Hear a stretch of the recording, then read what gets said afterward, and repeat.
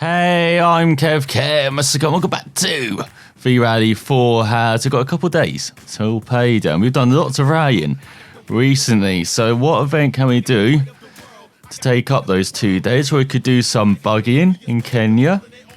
Do some rallying in Kenya. We could do some rally again in Monument Valley, Kenya and the National Park. I think we may take a break from rallying. Or we can do some hill climbing.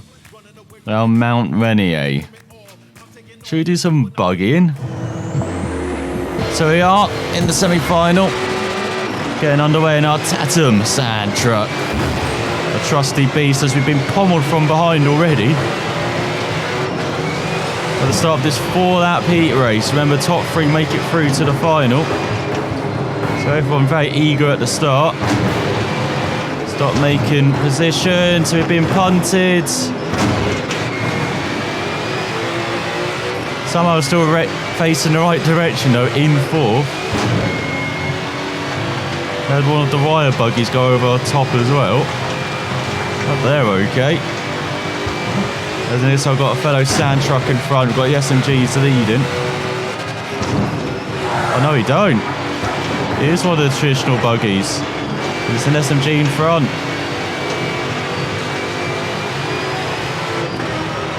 This seems to be a long lap as well as you go out the loop. Whoa. Do not want to be anything other than straight on these, over these massive jumps. Let's go out the final corner. We're in 4th, but everyone else is in front of us. So we need to overtake. Go over the bumps, bloody hell. In here, just trying to keep the momentum going over the jumps as well. That's a bit wide. Surprised we didn't clip a rock on the outside. Very lucky. They're not really gaining on 2nd and 3rd. Oh, here we go. Now we are. Fantastic up that back corner. Got a superb run to the inside. 4th, 3rd. 4 seconds. As they're just picking on the smaller buggies there. Into 2nd, so we've got the leader in front. I do love this Kenya course, been a bit longer than normal. The lap over a minute long.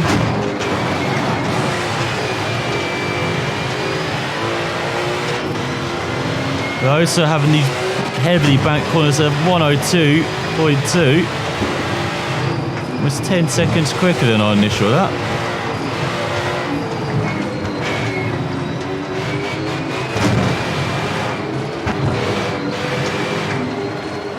Can't be too wide in that corner, that's better. I do love these bank corners where you can carry so much speed into the corner. Get a massive launch off them like we have on 1st again. That seems to be our corner. Maybe be making moves, set up for the loop corner and into the lead. Every place still counts, even if we're on the top 3, because that sets our starting order for the race in the final.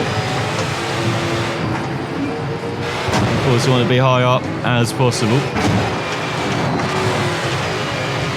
And definitely look set for maybe in a front row spot. Depends how quick our time is. To do a 101 this time. That's whoa, 2 sideways over the bumps. No. Keep going. I don't know how we held on, but we're somehow still leading. Despite everything. I'm not sure I'm to 2nd then. Did they go wide? We accidentally hit them wide.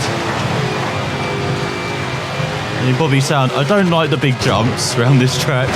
Just the corners, really. On the bridges actually have grips. Those cobblestones have massive grips for some reason. As we get out the loop for the final time in the semi-final. Just 1 corner to go, just a couple of jumps to go. Just be cautious over this massive final jump. Take the bank and accelerate towards the line. And for victory. That was hectic. Bloody hell.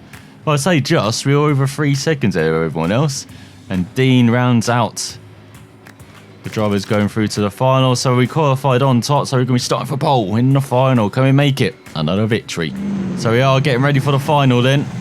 So we've got a couple of buggies on side. So our truck's a bit bent, I'll say. We've got SMGs on the back row.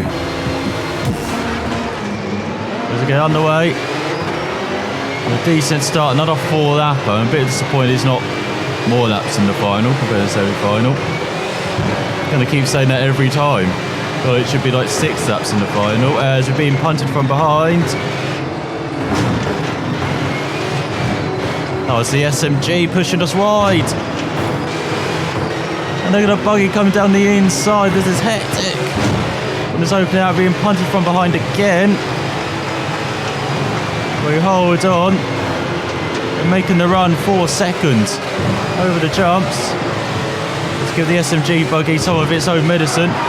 We can take the lead through the middle. Now just got to hold on to this for just over 3 laps.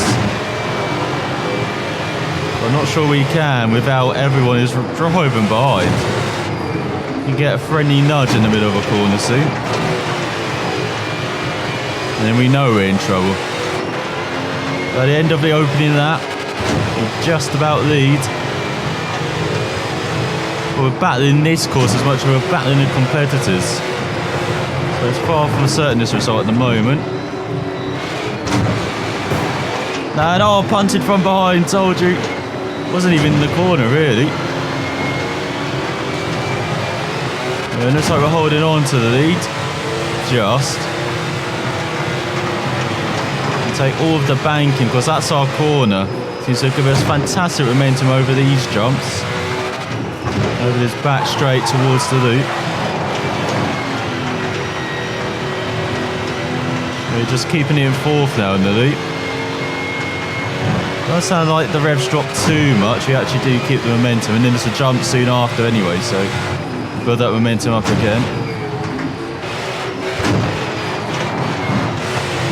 It's not like this corner, which is a bit tighter, so we do need to go down the gear.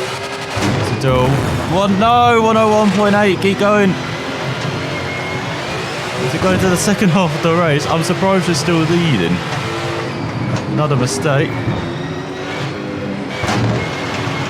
Bit wide. We managed to land the next couple of jumps pretty well.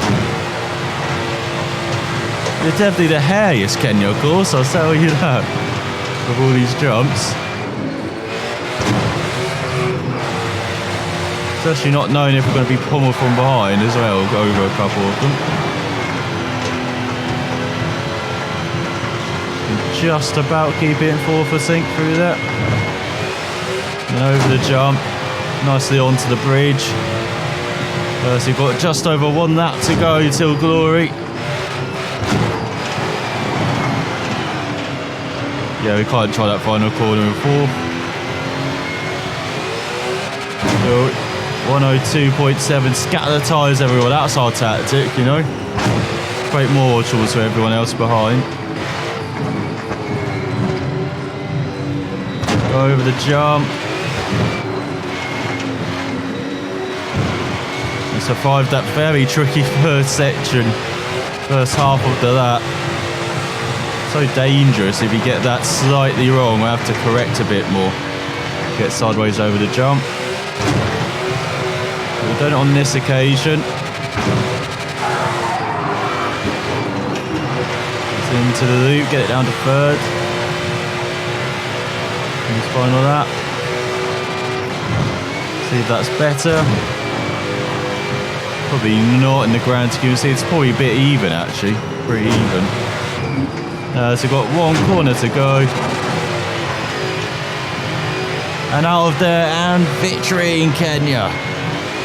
Much quicker than the heat race as well. 3 seconds quicker. So in the end, we win by over 5 seconds. It wasn't that close again. Thought it might have been. But it was very close for 2nd, and a 2nd separating 2nd to 5th. We'll sit for a bit of way back. So we get 41,000 for our pleasure. And so lots of money for payday as we lose almost 9,000. And you saw the repair costs as well for those buggies, almost 5,000 with just a couple of races. So let's note out recruitment then, so we can get a level 14 engineer. No, it doesn't really had too much. And takes away, well, that's pretty even there, taken away from engine, suspension and bodywork. Maybe just even it up a bit. You know, we do lose a bit on engine. Then head engineer, don't really gain enough. We'll lose a bit more. Can find some more hill climb activities. Not really interested in that. And then head mechanic, level 14. Definitely not worth it. We're very safe on bodyworks and electronics, and we lose on engine in quite a lot. And then a level 14 mechanic from Japan. To place our level 13 mechanic, as that would be engine, exhaust almost maximum, needs a bit on gearbox and brakes. So we go there, everything at level 14. And we've got 196,000. Can we get new rally cars then? Because that's what we're aiming for, trying to get these modern rally cars, and we can. So we can get some rally category A cars then. The Lancer Delta S4, the Lancer Delta HF Integra, or the Mitsubishi Lancer Rally. As in, it's like it's between this Lancer and the Mitsubishi. Always want to go for the Mitsubishi, as the very last WRC car embarked upon by Mitsubishi is absolutely unforgettable. Its edgy looks are a sharp departure from contemporary rallying.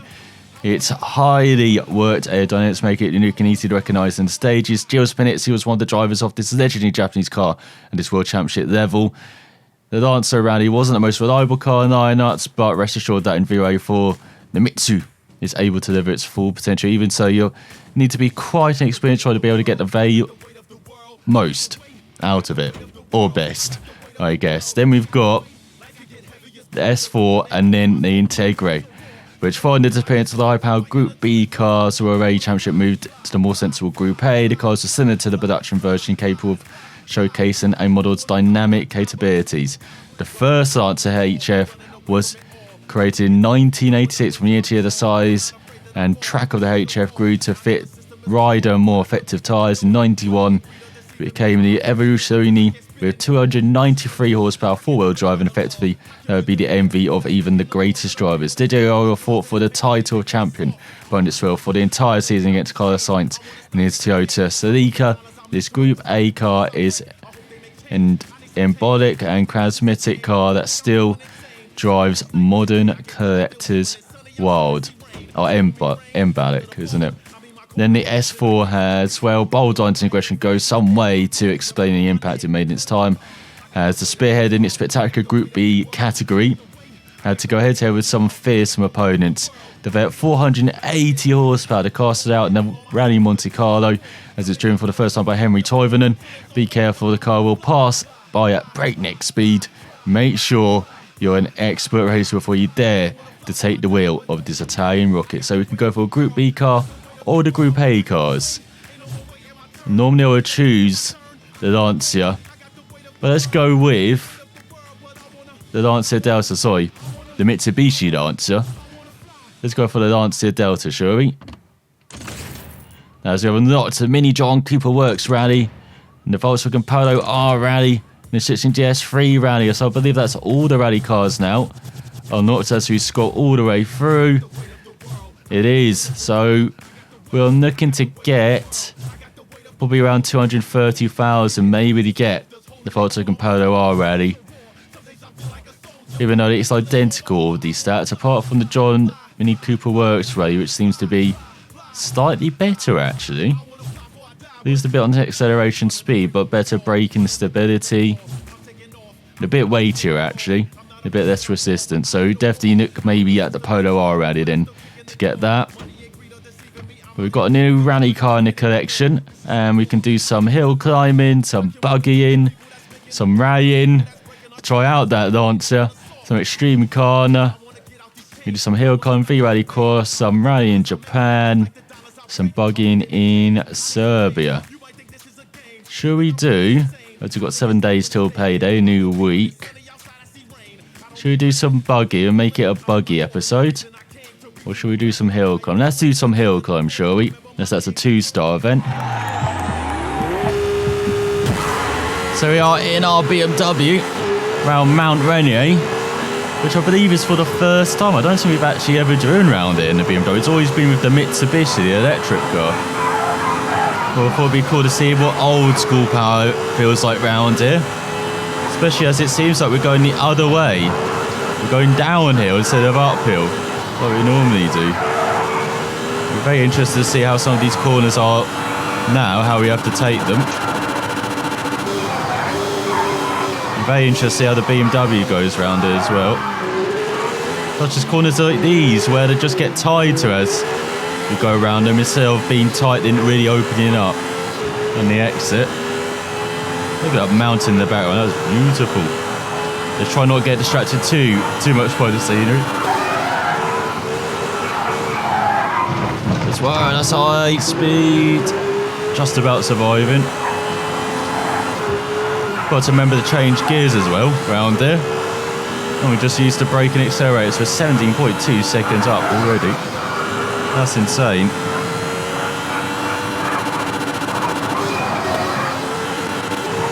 Bloody hell, we're just tapped out on the revs already in this section.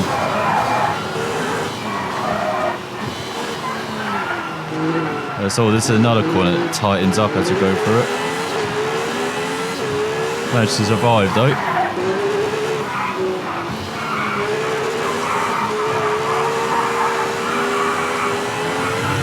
That's what we're going to find with lots of corners as well. They get tighter.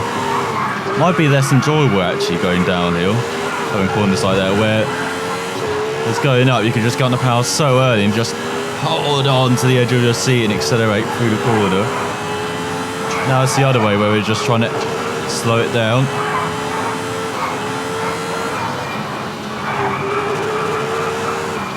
But I do love how high speed is at 31 seconds in the lead. Amazing how high speed the end of this hill climb is. But it's just going to get slower now as we go downhill. We're going to have more sections like that where it's tight and twisty, flowing.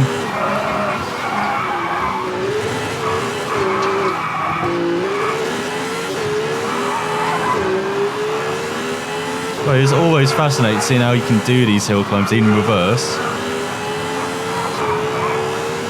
I mean, we've already done that around Romania. Been up and down quite a few times. Those wonderful roads. I don't think we've done it around China yet. That's a bit sloppy.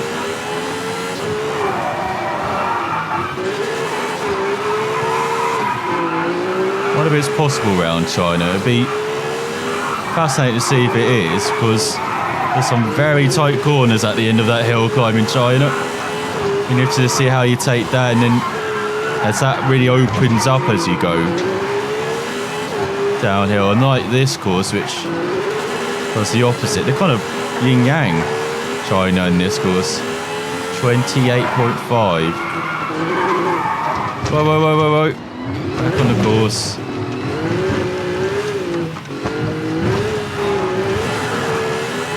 Don't need that sign there anyway. So around halfway through our descent.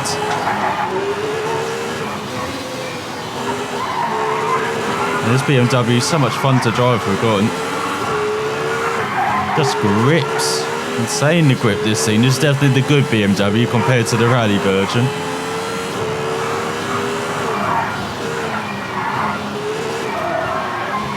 Rally version just not grip at all.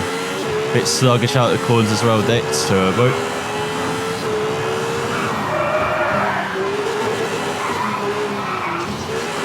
Having to remember if some of these corners do tighten up on entrance the other way. It's hard to remember. And that's probably why you're hearing us being too lower gear in a couple of corners and just shifting down. So let's see what's happening next. They are apparently 30 seconds up though. They are doing well.